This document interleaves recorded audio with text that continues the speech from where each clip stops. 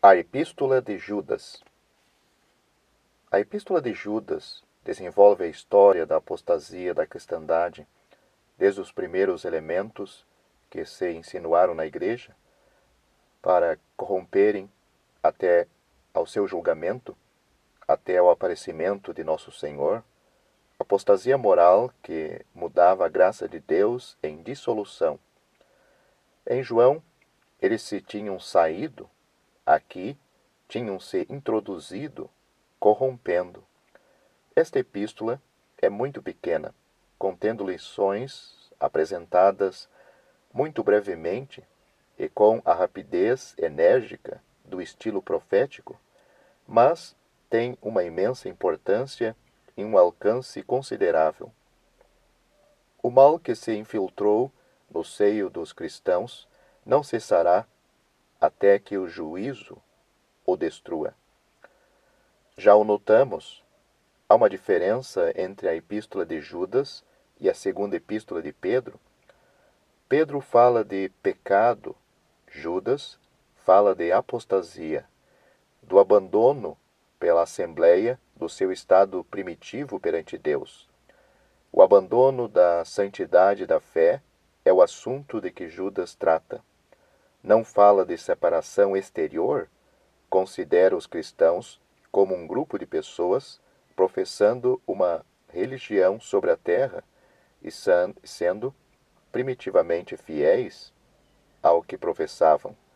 Certas pessoas tinham se introduzido entre eles, sem eles o saberem.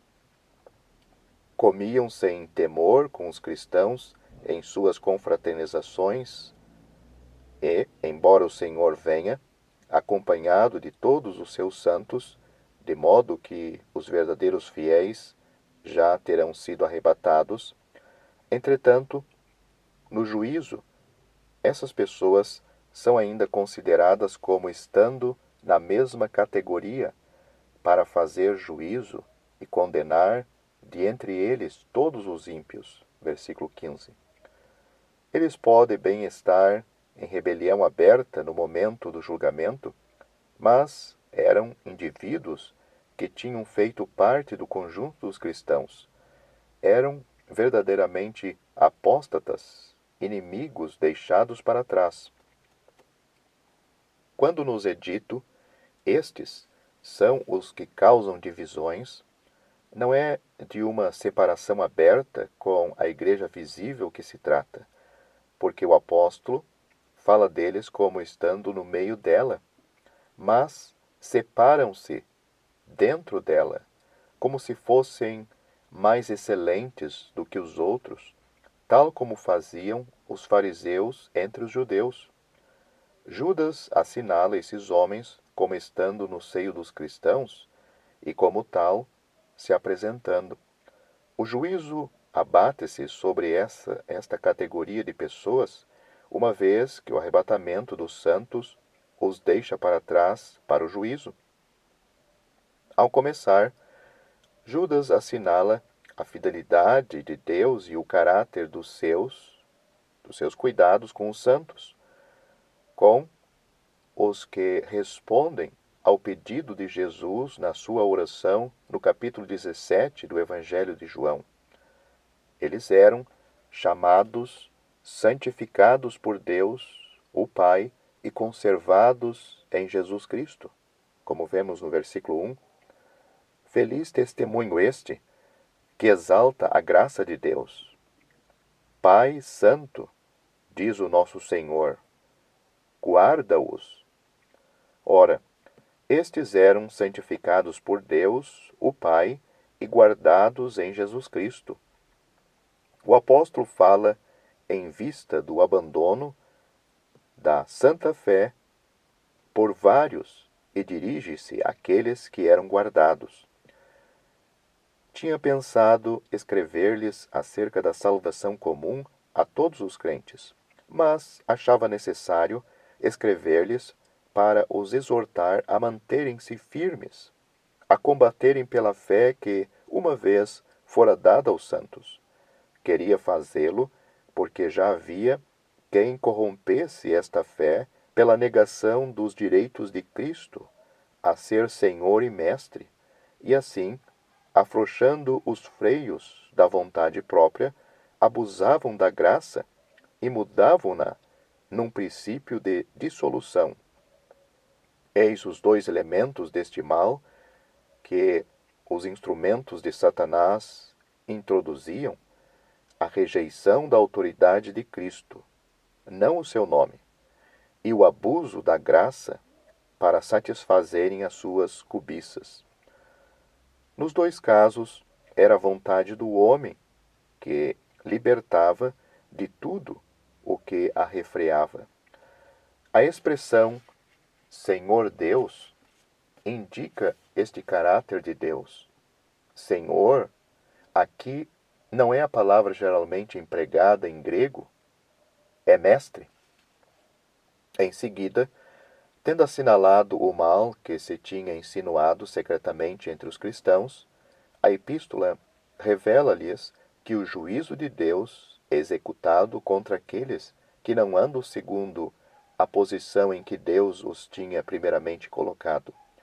O mal não consistia somente em certos homens se terem introduzido sorrateiramente no meio dos cristãos, o que era já por si um grande mal, porque a ação do Espírito Santo era assim, entrava entre os cristãos, mas também que, em definitivo, o conjunto do testemunho perante Deus, o vaso que continha esse testemunho, se corromperia, como tinha acontecido com os judeus, a um tal ponto que chamaria sobre si o juízo de Deus, e ele tinha se corrompido.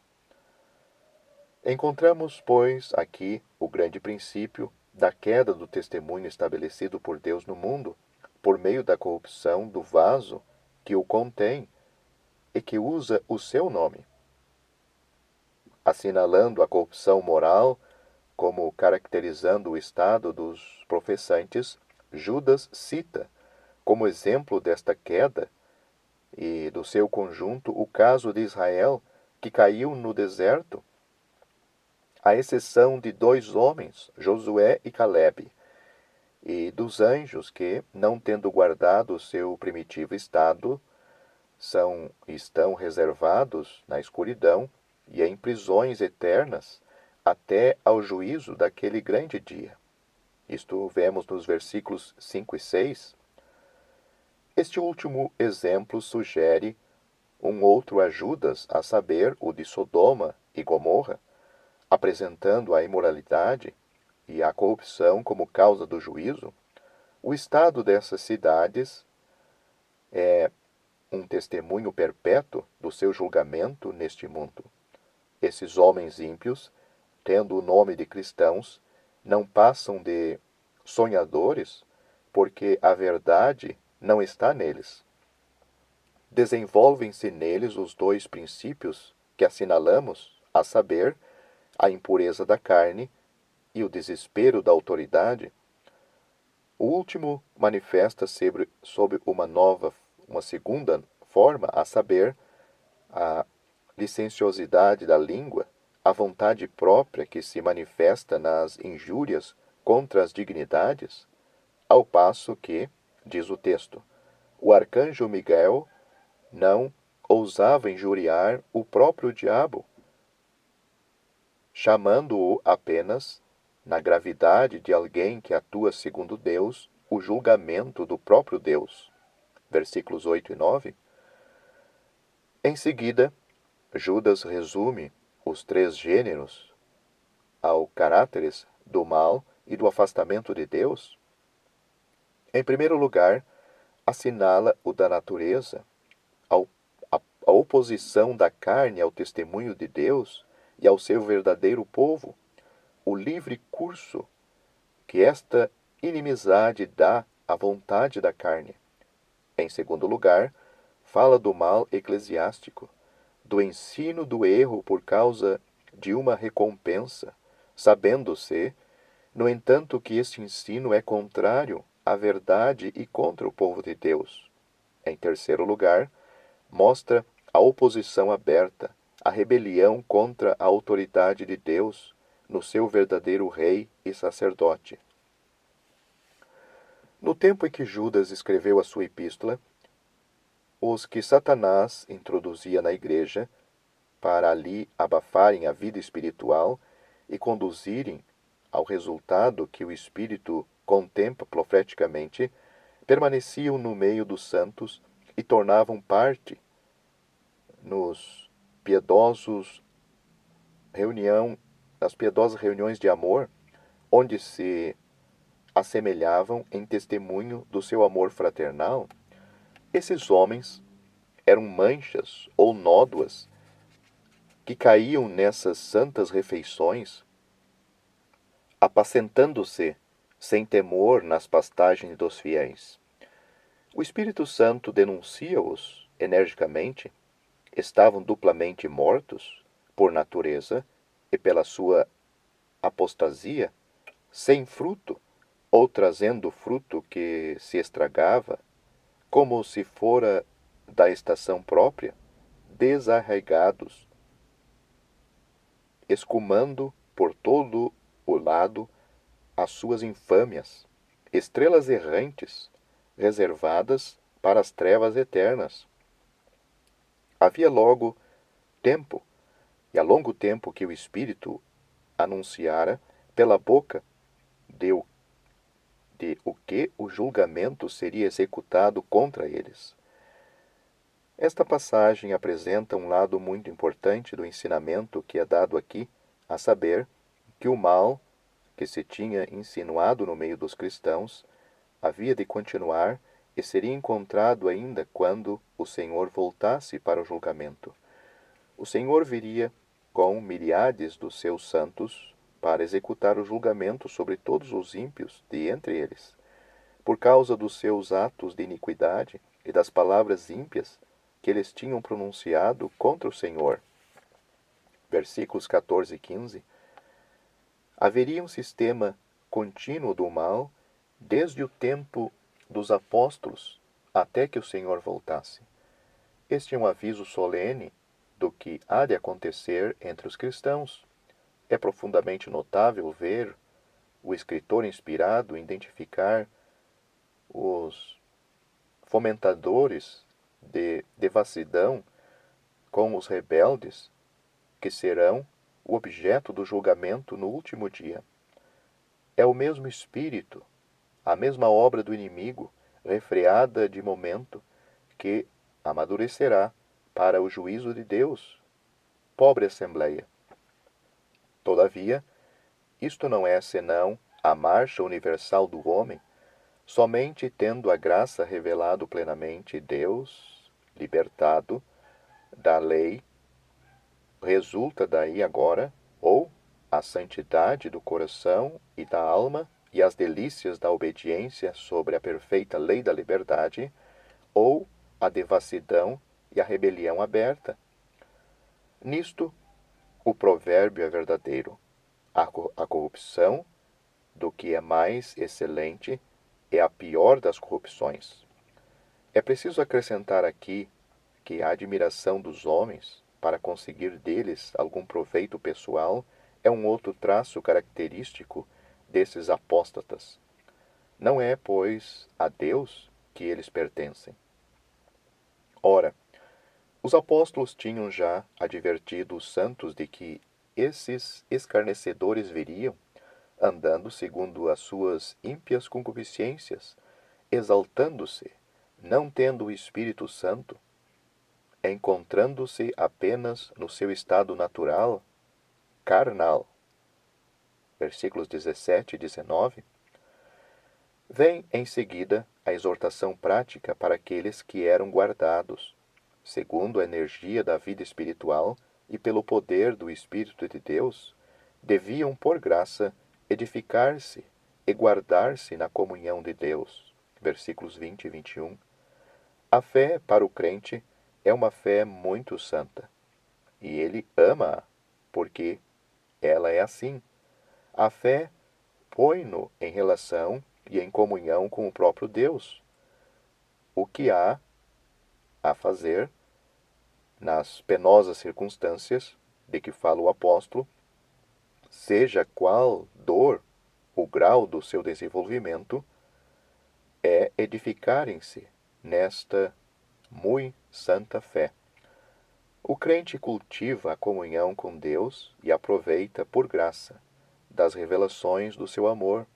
O cristão tem uma esfera de pensamento próprio, onde se põe a coberta do mal que o rodeia e cresce no conhecimento de Deus, de quem nada o pode separar.